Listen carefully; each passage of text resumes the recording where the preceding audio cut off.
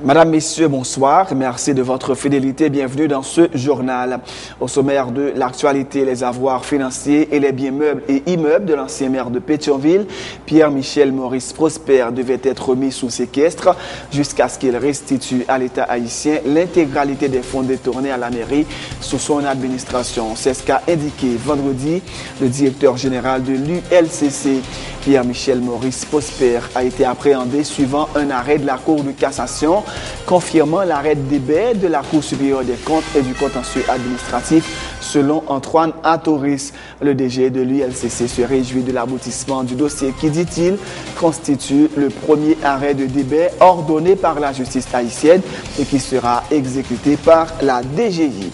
Le gouvernement colombien et les FARC seraient proches d'un accord sur le partage des terres après 4 mois de négociations à Cuba. La guérilla des FARC espère notamment que les paysans qui ont été spoliés pourront récupérer leurs terres. Le conflit syrien entrera bientôt dans sa 3e année et ne connaît aucun répit. Ce samedi, des dizaines de soldats de l'armée régulière et des rebelles ont péri dans des combats près de la frontière turque. De l'actualité sportive, le Barça tombe pour la 2e fois en 4 jours contre le Real, mais en inscrivant le seul but de son équipe, Léo Messi a rejoint Alfredo Di Stefano au premier rang des buteurs les plus prolifiques dans l'histoire des Classicos. Mesdames, Messieurs, restez branchés pour le développement de ces titres et de bien d'autres.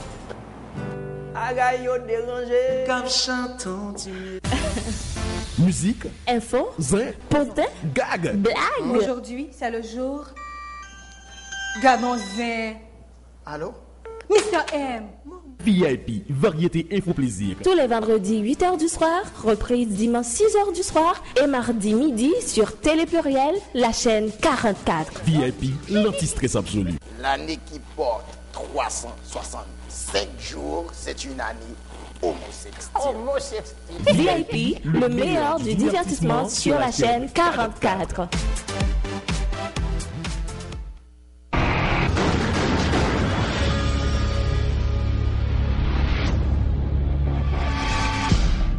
Michael, 94941. Est-ce que t'as la foi, Scofield? Je me suis jamais posé la question. Ok, ici les 10 commandements ne valent pas un bocal de crotte. On n'a que 2 commandements et seulement 2. Le premier, c'est ici, t'as rien à espérer.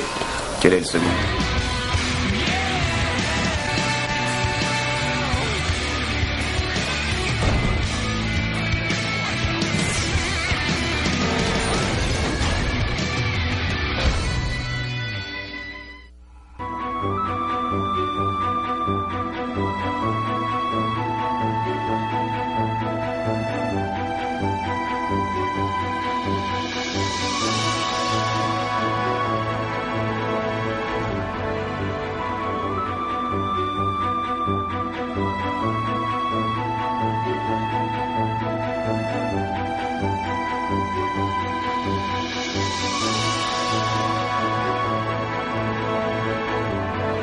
Je vous donne rendez-vous tous les 15 jours pour parcourir le pays à la découverte de nos régions, de la diversité du patrimoine haïtien.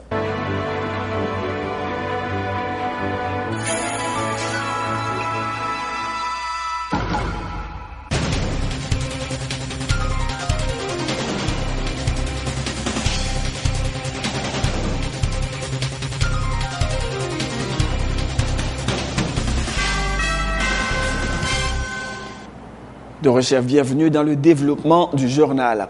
L'ensemble des biens meubles et immeubles de l'ancien maire de Pétionville, Pierre-Michel Maurice Prosper, devait être mis sous séquestre jusqu'à ce qu'il restitue à l'État haïtien l'intégralité des fonds détournés à la mairie sous son administration. C'est ce qu'a indiqué vendredi le directeur général de l'ULCC.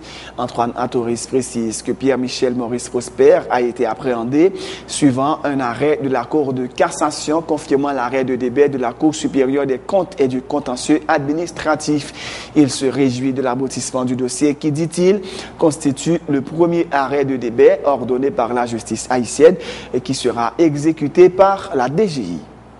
Le commissaire du gouvernement a procédé hier à l'arrestation de l'ex-maire de Pétionville, M. Prosper, qui était accusé de détournement de fonds publics en l'année 2007-2008 suite à un arrêt de la Cour de cassation qui a confirmé par arrêt de débat, qui a confirmé l'arrêt de débat de la Cour supérieure des comptes et du contentieux administratif de l'année 2007, le 28 avril 2008, et M. Prosper a été, par ordre de la Cour,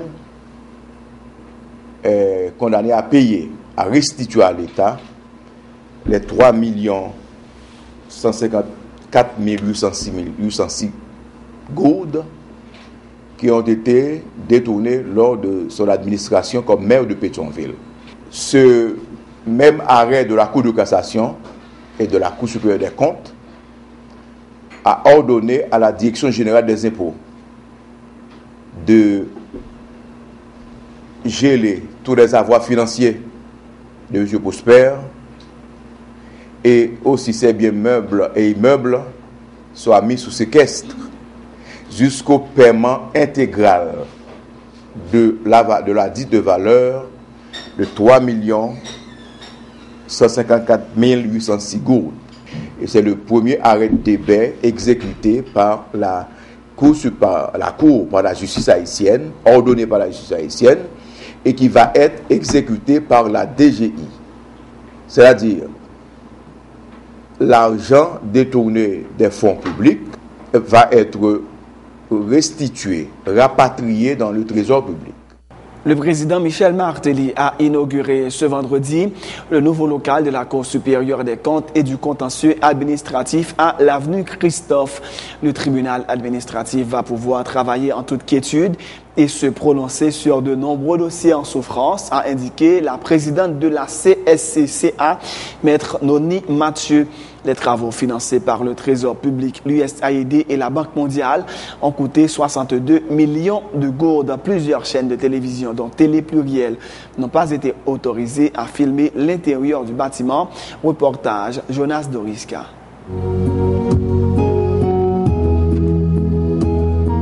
La cérémonie de l'inauguration du nouveau local de la Cour supérieure des comptes et du contentieux administratif s'est déroulée ce vendredi en présence de plusieurs personnalités, dont le président Michel Martelly. La construction du bâtiment financé par le Trésor public, USAID et la Banque mondiale a coûté 62 millions de gourdes. Ce nouvel édifice offre un meilleur cadre de travail aux employés, a souligné la présidente de la CSCCA.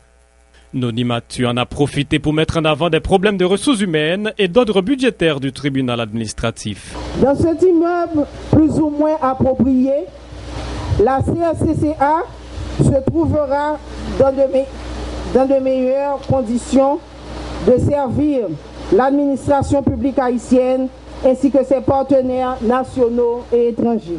Disposer d'un budget réaliste à la hauteur du niveau d'efficacité attendu. Par contre, il faut admettre que l'inauguration de cet immeuble ce matin reste et demeure un pas géant et solide franchi dans la bonne direction. La dotation de la Cour de son propre édifice, après plus d'un quart de siècle d'existence, témoigne de la volonté du pouvoir de combattre la corruption dans le pays, a indiqué le président de la République, Michel-Joseph Martelly, soulignant la nécessité que les maigres ressources de l'État soient bien gérées. Vous connaissez l'intérêt de mon gouvernement à mener un combat contre la corruption dans le domaine des affaires publiques.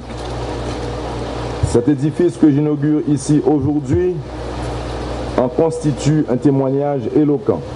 Nous avons aussi la responsabilité morale de nous assurer que les fonds qui nous sont accordés par nos partenaires étrangers soient utilisés scrupuleusement jusqu'au dernier centime à la fourniture de biens et de services auxquels ils sont destinés. Le chef de l'État invite les conseillers de la Cour des comptes à accomplir leur mission avec rigueur, leur rappelant que leur statut leur met à l'abri de toute persécution politique. Vous devez être le gendarme de notre finance publique. C'est pour vous protéger contre toutes sortes de persécutions politiques que les constituants ont décidé que les membres de la Cour auront un mandat inamovible de 10 ans, les mettant à l'abri de tout ennui politique de révocation arbitraire ou de changement de quelque nature. Les travaux de construction des locaux de la Cour des comptes ont été réalisés par une firme haïtienne, la BUGK-SA. C'est une preuve qu'il existe des cadres compétents dans le pays, a martelé l'ingénieur Roland Beaulieu. Il est à noter que la presse n'a pas été autorisée à filmer l'intérieur du bâtiment. Tout a été réalisé pour la main-d'œuvre haïtienne. Autant dire que les qualifications existent sur le terrain. Point besoin de les importer. Nous profitons de la présence de son Excellence, Monsieur le Président de la République, Monsieur Michel Joseph Martelly, pour mettre l'accent sur la confiance à accorder en tout premier lieu aux firmes haïtiennes qui se caractérisent par leur sérieux, leurs compétences et leur savoir-faire pour la réalisation d'autres chantiers comme celui-ci. La Cour supérieure des comptes et du contentieux administratif est une juridiction financière, administrative, indépendante et autonome. Elle est chargée du contrôle administratif et juridictionnel des recettes et dépenses de l'État, de la vérification de la comptabilité des entreprises de l'État ainsi que celle des collectivités territoriales. Une rencontre s'est tenue jeudi entre la Commission Transport public et Télécommunications du Sénat de la République et le président de la compagnie Somine SA, Michel Lamarre. Le Parlement cherche à recueillir davantage d'informations sur le fonctionnement du secteur minier haïtien et analyser les permis d'exploitation que le gouvernement a octroyés à la Somine SA, a indiqué le président de la dite commission, Jean-William Gentil. Le parlementaire a affirmé que le responsable de la Somine SA a fourni à ses collègues des informations qu'il juge pertinentes, mais pour ce qui est du ministère des Travaux publics, les documents sollicités par le Parlement n'ont toujours pas été reçus, ce qui, dit-il, complique un peu le travail de la Commission Transport public et Télécommunications du Grand Corps, Jean-William Gentil. Nous continuons avec le président Somine, il correspond avec des matchs qu'on a fait depuis quelques temps pour nous donner une information sur ce qui a passé dans le secteur minier dans le pays d'Haïti. Nous sommes des fois en compte avec le ministre et puis le directeur.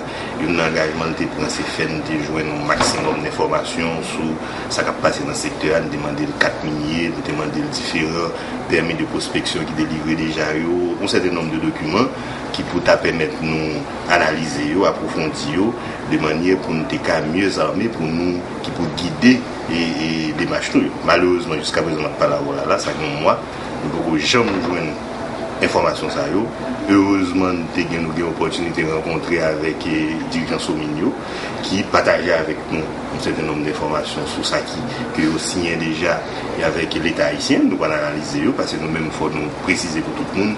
Nous au niveau commission et au niveau parlement, nous n'avons aucun souci de bloquer ou bien de emmerder qui que ce soit. Ça n'a pas cherché, c'est garder pour nous est-ce que nous avons garanti que l'intérêt paysan, intérêt public, intérêt nation à bien défendre parce que nous avons des traumatismes que nous vivons dans le pays déjà dans le domaine ça. C'est ça n'a pas assuré. Donc depuis nous analyser les documents, nous joignons que correspondent avec toute norme internationale, tout ça qui correspond avec défense intérêt paysan. Bon, nous-mêmes nous avons conformé nous. Donc, mais malheureusement, nous avons plus de difficultés pour nous faire travailler ça parce que documents nécessaires pour permettre de nous mobiliser experts haïtiens sur eux, nous ne pouvons rien nous. Donc nous profitons de l'occasion pour nous remercier les amis Somine qui portent l'information pour nous. Et c'est l'occasion tout pour nous lancer un appel au ministre l'autre fois encore pour le faire le nécessaire pour permettre de nous joindre tout contrat de permis de prospection qui est distribué déjà dans le pays pour nous capables d'analyser et regarder est-ce qu'ils correspondent avec, est-ce qu'ils permettent, est-ce qu'ils correspondent avec volonté ou bien intérêt des haïtiens. Le président Michel Martelly a reçu mercredi de l'OPS-OMS le certificat attestant l'élimination de la rougeole, la rubéole congénitale et la poliomyélite dans le pays. Il a été remis à la ministre de la Santé publique, Dr Florence Duperval-Guillaume, au nom du chef de l'État, et la ministre l'a par la suite remis au chef de l'exécutif lors d'un conseil des ministres. Le département sanitaire du bureau régional de l'OMS pour les Amériques a salué les efforts consentis par le gouvernement haïtien l'an dernier pour parvenir avec succès à l'éradication de ces maladies en Haïti. Oui, matin, moi j'ai un privilège et honneur pour me recevoir une plaque et moi après lire pour qui sa plaque l'a dit. Donc je pense que je vais devant la presse au lieu pour me bailler en stricte intimité. Et plaque là dit ceci: Organisation panaméricaine de la santé, Bureau sanitaire panaméricain, Bureau régional de l'Organisation mondiale de la santé, certificat décerné à Son Excellence le Président de la République d'Haïti, M. Michel Joseph Martelly, pour l'appui ferme et sans restriction de son gouvernement qui a rendu possible les excellentes couvertures obtenues au cours des activités intensives pour la santé des enfants réalisées d'avril à juin 2012 afin de pérenniser l'élimination de la rougeole, de la rubéole congénitale et de la poliomyélite en Haïti. 27 février 2013, Washington DC, Carissa Etienne, directrice au PSOMS.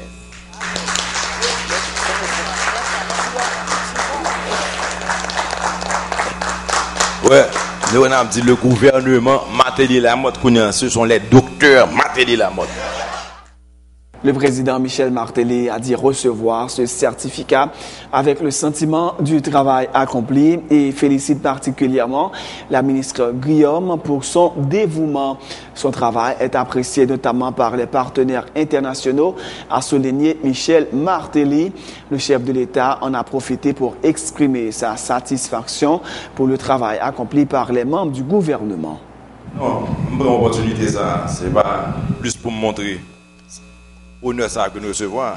C'est surtout pour nous dire que nous recevons parce que finalement en Haïti, nous éradiquons la rougeole, la rubéole congénitale et la poliomyélite. Ça veut dire que maladie comme la rougeole, la poliomyélite, la rubéole congénitale n'ont pas existé en Haïti encore. Donc, pendant que nous battons bravo pour le président que je vois ça, compliment, on fait un bon travail, je dis ça devant les collègues, devant la presse, devant le peuple haïtien, on fait un superbe travail, nous apprécions ça. Ou quand nous parlons souvent, c'est pas rien encore, c'est parce que nous l'avons pour faire soit faire. Félicitations. Et même nos partenaires, ils sont très confiants de soit faire. Donc, qu'est-ce que ça? Ça m'a dit, le ministre là, m'a dit 98% gouvernement ça là. Bah pour que ça me batte 100% non. Pour moi qui est c'est sur les next contingent.